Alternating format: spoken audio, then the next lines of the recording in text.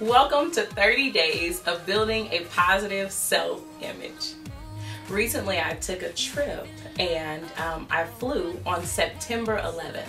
Now, for some of you, that doesn't really mean much. If you have been around for 13 years, that means something to you. I remember the day, I remember exactly where I was, and I remember exactly what I was wearing when I turned on the television 13 years ago on September 11th. And I even remember the fear that rose up in me when I saw what was happening to our nation.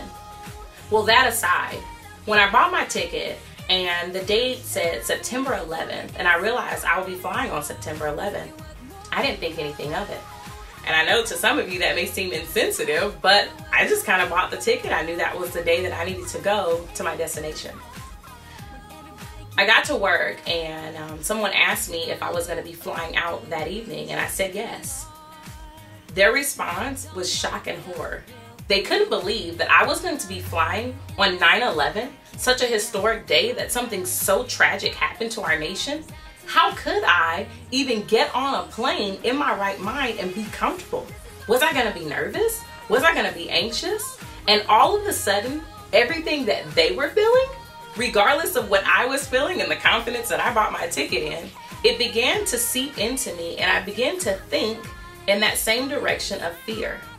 And 13 years ago, that same feeling came over me.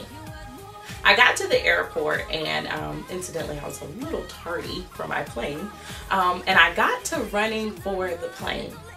And I realized in that moment the power of what other people have to say to you and the power that it has over your mind.